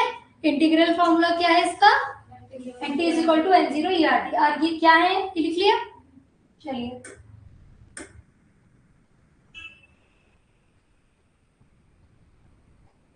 अब आपने सुना होगा एलिफेंट वो धीरे धीरे ग्रो करते हैं ना, उनका जेस्टेशन पीरियड ज्यादा रहता है ना। कितने मंथ में वो बेबी डिलीवर करता है, हाँ 60 कुछ 16 19 ऐसे ही मंथ है ना, मतलब ह्यूमन से भी ज्यादा उनको डबल टाइम लगता है। तो ऑब्वियसली इनका ग्रोथ रेट कम होगा क्योंकि इनका जेस्टेशन पीरियड ज्यादा है। उसके बाद फिर वो मल्टीपल नहीं प्रोड्यूस करते हैं, वन या ऐसे ही प्रोड्यूस करते हैं। तो डार्विन ने ये बोला एक्सपोनेंशियल ग्रोथ में slow growing animals like elephant can also grow very much. क्यों, फुल्ली आपके पास, क्योंकि देखो रिप्रोडक्शन की कैपेसिटी बढ़ जाती है जैसे एक्सपोनेंशियल ग्रोथ आएगी। क्यों, रिसोर्सेज ज्यादा है, कोई किलिंग का, किसी के डेथ के रेट बहुत कम हो गए। तो इन्होंने यही बताया कि स्लो ग्रोइंग एनिमल भी एक्सपोनेंशियल कंडीशन में बहुत तेजी में ग्रो हो जाएंगे।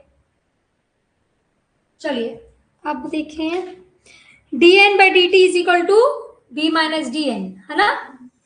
r is equal to dn by dt is equal to rn, b minus d को हम rn कह सकते हैं। nt is equal to integral formula, हाँ अनलिमिटेड रिसोर्सेज है तो कर्व कैसा आएगा, और r क्या रिप्रेजेंट करता है, इंट्रिंसिक रेट ऑफ इंक्रीज, किस रेट में कोई भी पॉपुलेशन ग्रो होगी, ठीक है। चलिए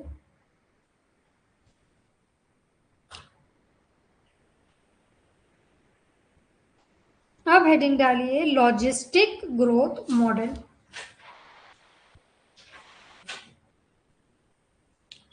अब ये बताओ, जो हमने एक्सपोनेंशियल ग्रोथ में पढ़ा, क्या वो प्रैक्टिकली पॉसिबल है हर जगह? क्या अनलिमिटेड फूड रह सकता है? क्या अनलिमिटेड शेल्टर रह सकता है? क्या कोई प्रे या प्रेडेटर नहीं रह सकता है? मतलब कोई हम रह सकता है, ऐसा तो हो ही नहीं सकता कि कोई किसी को हम किसी एनिमल किसी और एनिमल से थ्रेट ना हो। और क्या हमेशा फेवरेबल कंडीशन रहेंगी? तो एक्सपोनेंशियल ग्रोथ थोड़ी सी इम्प्रैक्टिकल है, हमेशा पॉसिबल नहीं। तो लिखिए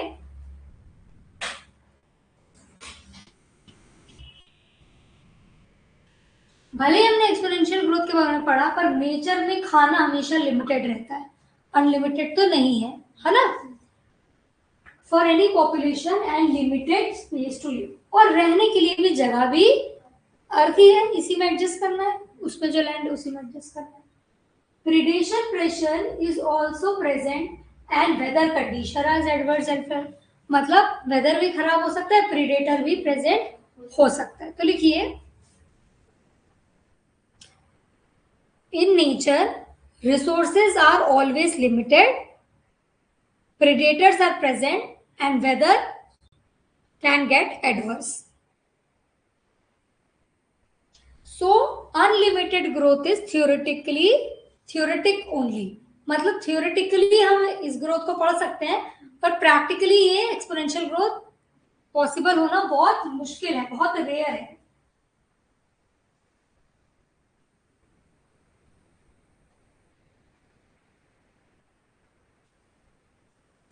और जैसे ही रिसोर्सेज लिमिट, क्या नहीं लिखा Anjani, so unlimited growth is theoretical only या प्रैक्टिकली इम्पॉसिबल, कोई भी दो टर्म यूज कर सकते हो। तो इन्होंने बताया जैसे ही खाना लिमिटेड हो जाएगा, जैसे ही शेल्टर लिमिटेड हो जाएगा, तो उसकी लड़ाई होगी, फाइट होगी, तो जो फिटेस्ट है वो सर्वाइव करेगा, और जो फिटेस्ट सर्वाइव करेगा वो रिप्रोड्यूस करेगा। So there is a check on population growth potential, ठीक है। अवेलेबल फूड भी अनलिमिटेड नहीं, अवेलेबल स्पेस भी, प्रेडेशन भी प्रेजेंट है, एडवर्स कंडीशन भी ठीक है, यहाँ तक लिख लिया आप लोगों ने?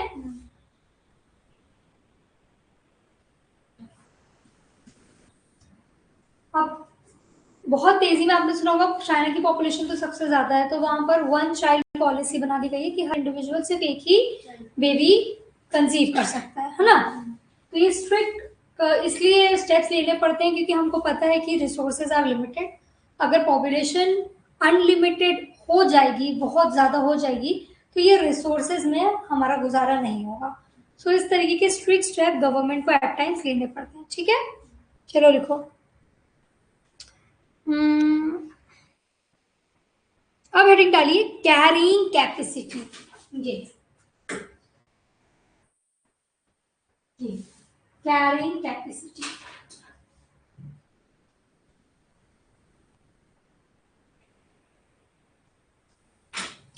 कैरिंग कैपेसिटी एक तरीके से क्या है, मेरे पास एक घर है, उस घर में 4 कमरे हैं। अब 4 कमरे में ज्यादा से ज्यादा 20 लोग रह सकते हैं, उससे ज्यादा नहीं रह सकते। अगर मैं 21, 22, 23, 30 लोगों को ले आऊंगी तो क्या हो जाएगा, इम्बैलेंस। तो ये बता रहे हैं हर हैबिटेट का, हर एनवायरनमेंट का एक कैरिंग कैपेसिटी होती है। अगर उस कैपेसिटी के ऊपर पॉपुलेशन चली गई तो क्या होगा, फेवरेबल चीज नहीं होगी, इम्बैलेंस प्रोड्यूस होगा। तो ये है हमारी कैरिंग कैपेसिटी, जिसको रिप्रेजेंट करते हैं के से। वेरी इंपॉर्टेंट, ठीक है। किससे रिप्रेजेंट करते हैं कैरिंग कैपेसिटी को, तो लिखो इट इज रिप्रेजेंटेड बाय के। और ये क्या होता है, लिखिए maximum population that habitat can support. Maximum population that habitat can support.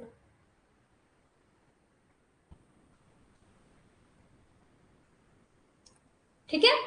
Logistic growth में लिखिए हमको कैसा कर्व मिलता है, सिग्मोइड, एस शेप। लिखिए लॉजिस्टिक ग्रोथ में कर्व इज सिग्मोइड या एस शेप। अपनी बुक खोलिए, में देखिए दिख रहा है आपको, एक तो जे शेप था और दूसरा उसके बगल में एस शेप दिख रहा है, देखो बुक में, है ना।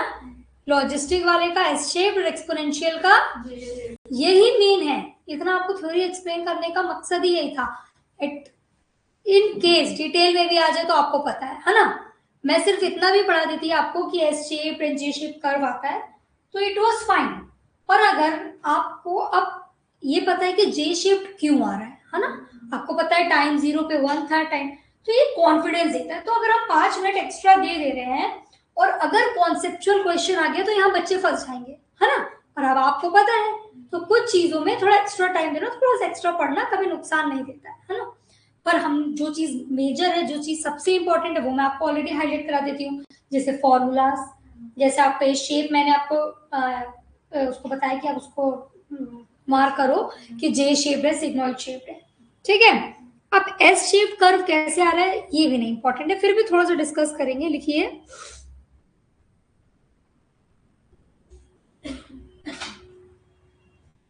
एस शेप कर्व जो हमको मिल रहा है, in nature a given habitat has enough resources to support maximum possible number beyond which no further growth is possible। अब खाना 100 लोगों के लिए है, अब 200 लोग हो जाएं तो नहीं सरवाइव कर सकते क्योंकि है ही नहीं अवेलेबल, ठीक है। This limit can be called as nature's carrying capacity. अगर ये भी आया कैरिंग कैपेसिटी तो समझिए क्या होता है, नेचर्स कैरिंग कैपेसिटी इज के for that species in that habitat.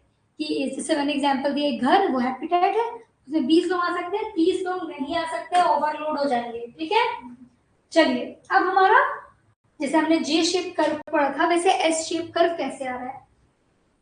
क्या होता है, लॉजिस्टिक में initially population growth is very slow. Starting में population growth, there are lot of resources available और रिसोर्सेज इस टाइम पे ज्यादा है, पर लोग ही स्टार्टिंग में कम है। खाना बहुत है पर 4 ही लोग हैं, अब तो स्टार्ट हो रहा है, ठीक है। The slow growth is because there are fewer individual available for growth, ठीक है। this phase is called lag phase। देखिए यहाँ पर छोटी सी दिख रही है lag phase, ये कांस्टेंट है, ज्यादा एकदम से पॉपुलेशन बढ़ी नहीं, स्मॉल थोड़ा सा ग्रोथ हुआ टाइम के साथ, ठीक है। लैग फेज हो गई। अब आते हैं हम soon growth start speeding up. अब थोड़ी सी लैग फेज की बात आती है लॉग फेज, जिसमें एकदम से स्पीड अप होगी population. This is the point where population start exhibiting exponential growth. इस टाइम पे होती है exponential growth since number of individual are high and so are the resources. खाना तो पहले भी था, पर पहले इंडिविजुअल कम थे. अब खाना और इंडिविजुअल दोनों ज्यादा, तो रिप्रोडक्शन ज्यादा, तो पॉपुलेशन ज्यादा. तो लैग फेज के बाद है लॉग फेज, जिसमें आपको एक्सपोनेंशियल ग्रोथ मिलती है. तो ये हमारा ये वाला है लॉजिस्टिक ग्रोथ मॉडल. इसमें अगर क्वेश्चन आए in which phase there is exponential growth, तो इट इज लॉग फेज. ठीक है. इसके बाद हमारा आता है after certain time population density mean. अब जब ये कैरिंग कैपेसिटी पे रीच कर गया कि अब रिसोर्सेस नहीं है इससे ज्यादा, तो आ जाता है population growth curve is asymptote. मतलब क्या, वहीं पर वो रुक जाएगा. The distance between the curve and the line appears zero. छोड़ो, बस इतना सा. यहाँ आ गया हमारा स्टेशनरी. तो देखिए ऐसे ये आपको कर्व दिख रहा है कैसा आया, log phase, lag phase, log phase and stationary phase.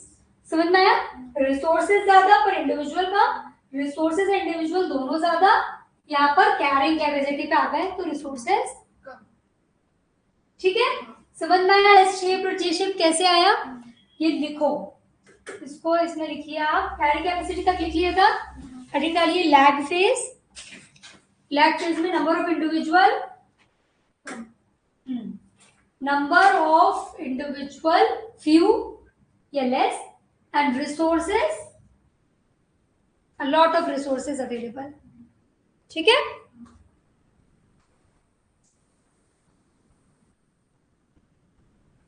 And growth is slow. Individual less, resources more and growth is, इसको क्या कहते हैं, लैग फेज. अब आता है लॉग फेज. इसमें लिखिए individual and resources very high. ठीक है.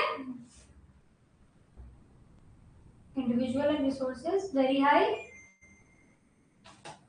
Individual and resources very high. So exponential phase है ये. एक्सपोनेंशियल मतलब एकदम से बढ़ेगा. Exponential phase. अब इसके बाद लिखिए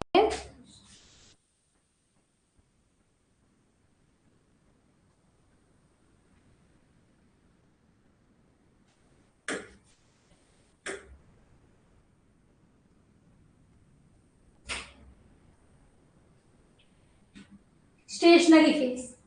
स्टेशनरी फेज इसमें कहाँ रीच गए, कहाँ रीच हो गए हम लोग, कैरिंग कैपेसिटी आ गए है ना.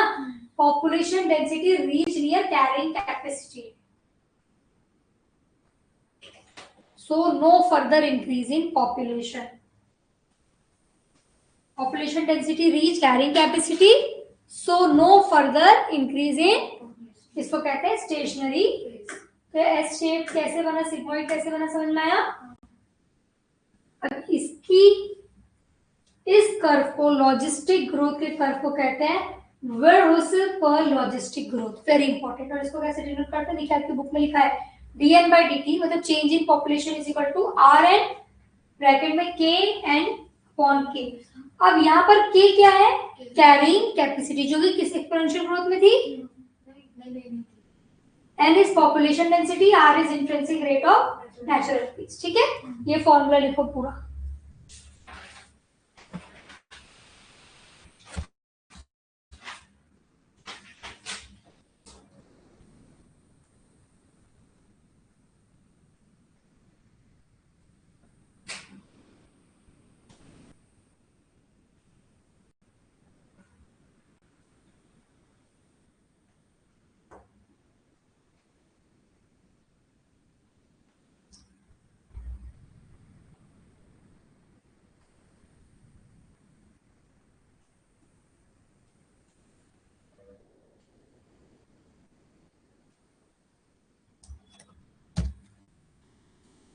हो गया.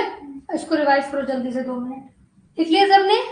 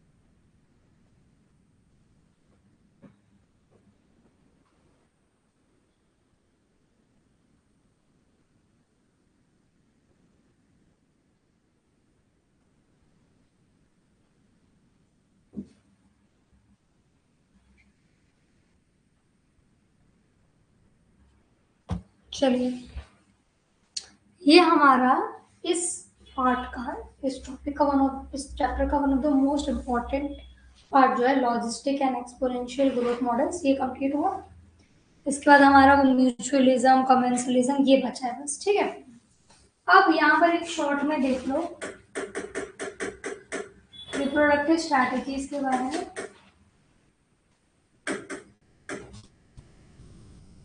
अलग अलग रिप्रोडक्टिव स्ट्रैटेजीज होती है, जैसे आपने देखा है कुछ एनिमल्स जो हैं जो बहुत बार लाइफ में मल्टीपल टाइम्स क्या करते हैं, रिप्रोड्यूस करते हैं, है ना, एक बेबी होने के बाद फिर एक दो साल बाद, जैसे ह्यूमंस। और कुछ ऐसे होते हैं जो लाइफ में एक बार ही ब्रीड करते हैं, रिप्रोड्यूस करते हैं। जैसे वंस इन लाइफ टाइम में आएगा पैसिफिक सैल्मन फिश, एक बार रिप्रोड्यूस करके ब्रीड करके डाई हो जाती है। एंड बैम्बू के फ्लावर्स एंड ब्रीड्स एक बार रिप्रोड्यूस करके, मतलब once in a life time ये ब्रीड करते हैं। ठीक है, फिर इसके बाद आते हैं मल्टीपल टाइम वाले, इसमें मैमल्स आते हैं, बर्ड्स आते हैं, ये मल्टीपल टाइम अपनी लाइफ स्पैन में रिप्रोड्यूस करते हैं। अब नंबर और साइज की बात करें तो कुछ इंडिविजुअल जब रिप्रोड्यूस करते हैं तो स्मॉल नंबर, मतलब एक या दो बेबी जैसे ह्यूमंस रिप्रोड्यूस करते हैं, पर उनका साइज ज्यादा रहता है। और कुछ सिर्फ फिश हो गई, फ्रॉग हो गया, कुछ चीजों जिनके लार्ज नंबर जो मल्टीपल प्रोड्यूस करते हैं पर साइज ऑफस्प्रिंग का कैसा है, स्मॉल है। For example large number small size offspring, oyster and pelagic fish. And small number large size, small number में आएंगे ये मैमल्स एंड बर्ड्स, है ना। ये बहुत सारे एक साथ ये प्रोड्यूस करते हैं पर इनका साइज कैसा रहता है। अब कोई भी क्या ऐसी सही स्ट्रैटेजी है ब्रीडिंग की तो नहीं, ऐसा नहीं है। Life history variation of organism evolve in relation to the, उनके बायोटिक एबायोटिक फैक्टर कैसे हैं इस पे डिपेंड करता है उनका रिप्रोडक्शन या ब्रीडिंग। ठीक है, अब आर एंड के सिलेक्शन क्या है।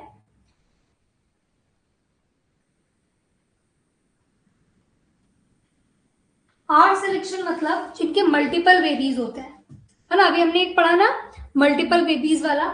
इसमें क्या होता है, रिसोर्सेज बहुत रहते हैं, पर क्योंकि जिनके मल्टीपल बच्चे होते हैं तो उतने अच्छे से हर बेबी की केयर नहीं कर सकते, तो इनमें नेटैलिटी कम होती है ना। हाँ सॉरी, नेटैलिटी मैं वो सोच रही हूँ, ज्यादा नेटैलिटी इज बर्थ, सॉरी। तो रिसोर्सेज ज्यादा है तो नेटैलिटी ज्यादा, बर्थ ज्यादा होगी, स्मॉल साइज ऑफ ऑर्गेनिजम्स रहेंगे, है ना। Population below capacity due to predation. अब आपने देखा है जब एक डॉग जो है बहुत सारे मल्टीपल पपीज को बर्थ देता है तो उसमें से एक दो ही रहते हैं जो सर्वाइव कर पाते हैं, कोई किसी डिजीज से, कोई किसी से प्रीडेशन की वजह से क्या हो जाते हैं, है ना। तो इसका एग्जाम्पल है जैसे रैबिट, रिसोर्सेज ज्यादा थे तो इन्होंने बेबीज ढेर सारे करे, ऑर्गेनिज्म छोटे साइज के, पर ये कैरिंग कैपेसिटी तक क्यों नहीं जा पाते, क्योंकि प्रीडेशन ज्यादा है। अब उन्हें प्रोड्यूस तो किया 10, पर 10 में से दो ही बचे, तो फिर से पॉपुलेशन कम हो गई।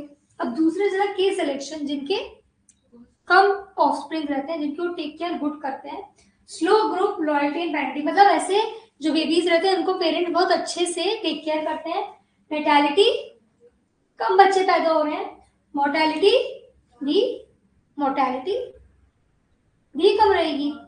लार्ज साइज ऑफ ऑर्गेनिज्म जैसे कि वुल्फ, हायर लॉन्गिट्यूड, ये कैरिंग कैपेसिटी तक क्यों जा सकते हैं।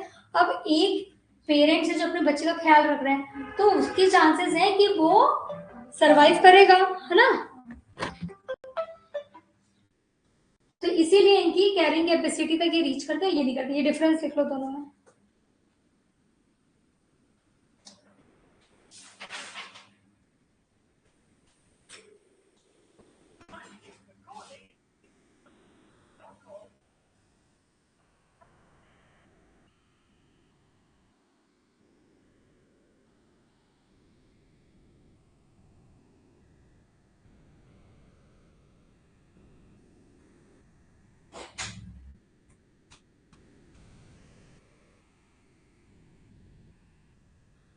हाँ भैया, कहाँ पर हो गई। तो आप रख दीजिए घर में, अभी तो मैं हूँ नहीं। आप किधर पे खड़े हो एग्जैक्ट।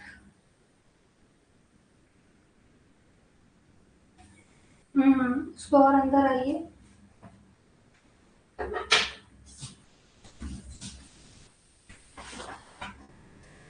आप ऊपर के सामने नेम प्लेट पे क्या लिखा हुआ है?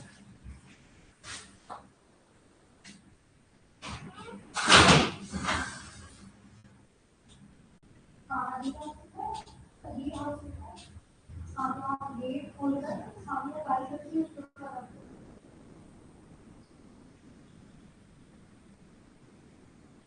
यहाँ पर कितना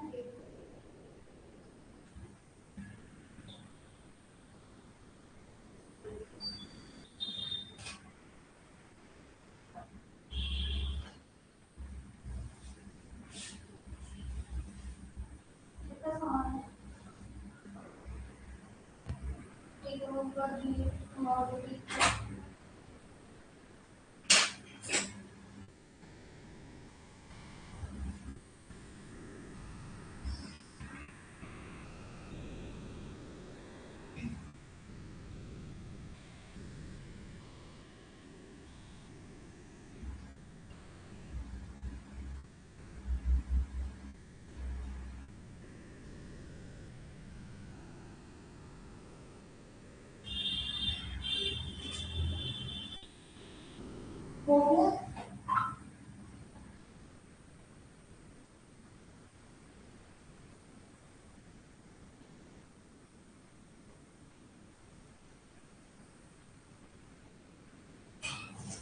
देखिए डिफरेंस समझ में आ गया।